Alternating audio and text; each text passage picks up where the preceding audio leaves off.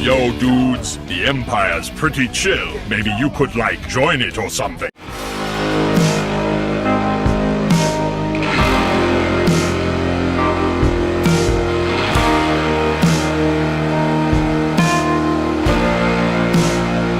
Hey everyone, Lucimus Prime here, and welcome to the next episode of Movie That Didn't Need a Sequel. Now, in today's video, guys, I'm going to be covering this time an example of a sports movie today, actually. A live-action animated sports movie, to be specific, because this film is unique in which it combines, of course, animation with live action. And this movie, of course, also stars a real-life basketball player as a fictional version of himself. And this movie, in my opinion, that did not need a sequel, is none other than 1996's Space Jam, the first movie. So, yeah, now...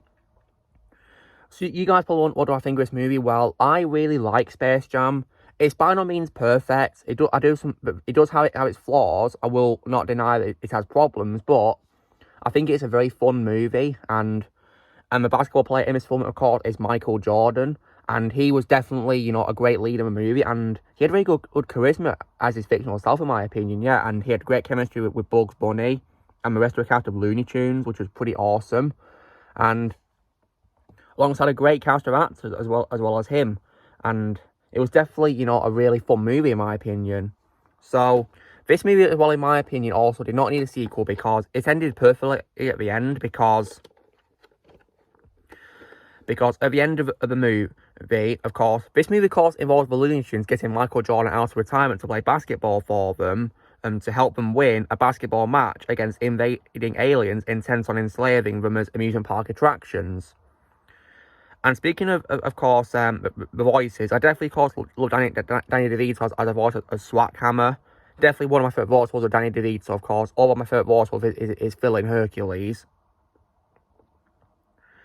And this movie, however, also had a great ending, because at the end of the movie, of course, Jordan and his assistant called Stan, played by the legendary Wayne Knight, they returned to Earth after they relinquished their talent. And they returned to the 5 players, who, of course, are played by their real-life selves in the movie. And their remarks convinced Jordan to return to playing basketball. So it was definitely a very great ending right there, where they convinced Michael Jordan to return to playing basketball. And as far as I can recall, guys, there was no sign of any sequel setups whatsoever in that ending, as far as I can recall. However, though, sadly, despite this movie having a great ending, it unfortunately, of course, resulted in a sequel, and this sequel was released far too late in 2021, guys, which, of course, is none other than 2021's Space Jam: A New Legacy. Oh my god. So, now, you guys are probably wondering, about this sequel. So, this sequel, of course, got released in 2021, and back then I was not interested in watching because I've not seen the first movie yet. But I did, of course, watch Don G. Corleone's review for it, and he ranted about it, and based on what he said about it, I'm thinking, oh god, it must be really bad. And so, when it comes to a franchise, though, I, of course, watched this movie on Amazon Prime, and I really like Space Jam. I had a really fun time watching, but that's why I got it as a Titan of the Cult Steelbook. And then, however, when it comes to a sequel, I finally got around to watching it, of course, on this week of Thursday when recording this, and this is one of the most atrocious movies I've ever seen in my life. One of the worst sequels ever made, in my opinion. Oh my goodness, this movie was absolute trash, in my opinion. Complete trash from start to finish. I can see now why I got so many negative reviews from people. This sequel was just absolutely horrible and was not needed at all and took far too long to make. So, what's bad about it, of course, is...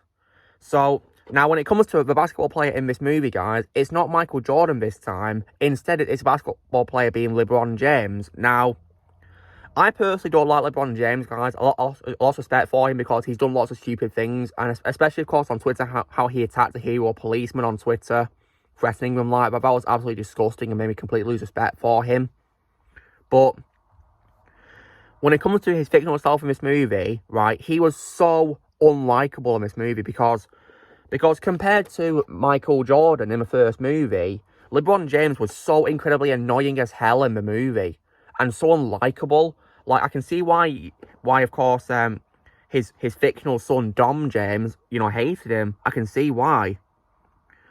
What's also dumb is that LeBron James' family isn't based on his real life family either, really. So yeah, because Dom is of course based on Bryce James. So yeah, it's just absolutely awful movie in my opinion. Like, absolute trash. Just a very horrible movie. It really was absolutely a big disgrace. Also, what's worse as well, guys, is now compared to the first movie, which was pretty much a Looney Tunes movie where they meet a real life basketball player and to get to play basketball with them. However, this movie is pretty much, as I would say, a shameless advert for Warner Bros. Franchises. That's literally what it is. Like, because it shoves in way too many Warner Bros. Franchises, and they do it in a very horrible way, in my opinion. Horrible. So, like, if you guys want to see a much better handling of Warner Bros. Franchises in a multiverse, I'd recommend to play Lego Dimension instead. That's way better than this to me. Much better. So, like, goodness me. If was anything I could say was redeemable about a sequel, it could probably be Rick and Morty's cameo. That's probably the only thing I'd smile at when I watch a movie, but the rest of the movie, I was just absolutely annoyed watching it. I thought it was beyond torture to watch. Like, it was just absolutely horrible. Like, I don't know what they were thinking making this movie. And the movie's villain, of course, is a character called Algae Rhythm, who is the self-aware and deceitful AI who presides over Warner Bros. Serververse, as it's called. And what's ridiculous as well, like, now, I do like Don Cheadle as an actor, guys, like, for example, as War Machine in the MCU, and also as well as Paul in Hotel Rwanda, among other things he's been in, but I do not like his character in this movie. His character was very annoying and also unlikable. I didn't root for him or any of the characters in this movie at all to begin with. He was definitely among them. Like, his character was so unlikable. And also as well, when it comes as well to one of those franchises, I also really hated how they also insulted two great characters as well in the movie. Two of them that I can recall, but which I raged at when watching. For example, there's a scene, of course, in the Matrix world. And speaking of Matrix, why do they have that in the movie? It's supposed to be a family-friendly movie, for God's sake. The Matrix isn't for kids, for God's sake. They also, as well, added Mad Max, as well. So, like, why are they adding those films? Because I'm pretty sure those aren't the kids, either. Yeah, it's ridiculous. Like, I can't believe they had to do that. Really, it was just horrible. And when it comes to a Matrix scene, there's a scene where Speedy Gonzalez actually insults Neo. Because he actually says Neo's got nothing on him. Like, when I heard him say that, I was like, "Argh!" Like, I was absolutely furious when he did that. Like, how dare he insult Neo? Great character from Matrix, one of my favourite protagonists of all time, and one of my favourite roles of my favourite actor, Keanu Reeves, as well. And also as well, not only that, but there's also a scene as well towards the end of the movie where the whole franchises are all like together or something, and then like a massive crowd watching a game or something. And in the scene where Dom decides to go back to LeBron, forgiving him for being unlikable or whatever, I don't really care. Algae Rhythm then, of course, says to him it's not his game anymore, and he is the game, and then he insults King Kong. Because he literally paraphrases Denzel Washington's line from Training Day, where he, of course, said, "King Kong ain't got S-word on me," but he instead says, "King Kong ain't got nothing on me." And what's worse is, King Kong is in the crowd, and when he hears that, he goes, And like, don't you dare insult King Kong like that. Like, ugh. Like, I was so furious when he insulted King Kong like that. How dare he? One of the best monsters in cinematic history right there, insulted. Like, I was absolutely livid when he said that. And by taking that quote out of Training Day and paraphrasing it, of course, as well, it also completely messes it up because in that scene Training Day, Denzel's character Alonzo was having a breakdown. That's why he yelled that line out. It made much better sense for him to yell it in that movie. He said it in a much more better delivery than this horrible movie. And of course, speaking of swearing, there's even a bit where Aldrin actually swears, guys, but we censor it, so like, that wasn't even necessary at all. Oh. And speaking of that scene as well, guys, when it comes to the Looney Tunes, they were somewhat tolerable in their 2D appearances in animation, but there's a horrible scene in pretty much in the second act of the movie where they turn into 3D designs, and like, their 3D designs were absolute beyond cringe to look at. Like, oh my god, what the hell were we thinking with this? It was just absolutely disgusting to see. What's also worse as well is that Lola Bunny is not voiced by her original actress in this movie, which of course is and there's many, like for example, I believe her voice since in 1996 is Kath Soucie. And what is absolutely ridiculous, of course, is that Kath Soucie did not return to reprise her role for this movie. So like, and instead they got Zendaya to voice her. And I do like Zendaya, guys, in several things, like, of course, The Greatest Showman, and also, and among many other things as well. Oh, alongside that, like Malcolm and Marie, and also, Dune, and also Spider-Man Far From Home and No Way Home. But in my opinion, she was horribly miscast as Lola Bunny. Horribly. That's why, in terms of the voice work, I do prefer her as Michi in Smallfoot. But she was a horrible miscast, in my opinion, as Lola Bunny. She didn't sound like she wanted to be there at all. So yeah, it was a big miscast, in my opinion. She's better in other roles, but as Lola Bunny, she was a horrible miscast. Like, and they were initially going to be bringing back Kath Soucie, but they brought in Zendaya at the last minute. So like, why do we do that? Like, it was just really stupid, really, how we did that. Really stupid. And I also, as well, thought the cameos in the film from the Warner Bros. Franchise were also very underwhelming as well. I mean, I'm glad that many of them didn't have any lines of dialogue like animated characters, because I think their voice actors will probably be wasting their time. Unfortunately, they unfortunately dragged in Justin Roiland towards Rick and Morty, well, sadly, so he wasted his time on this movie.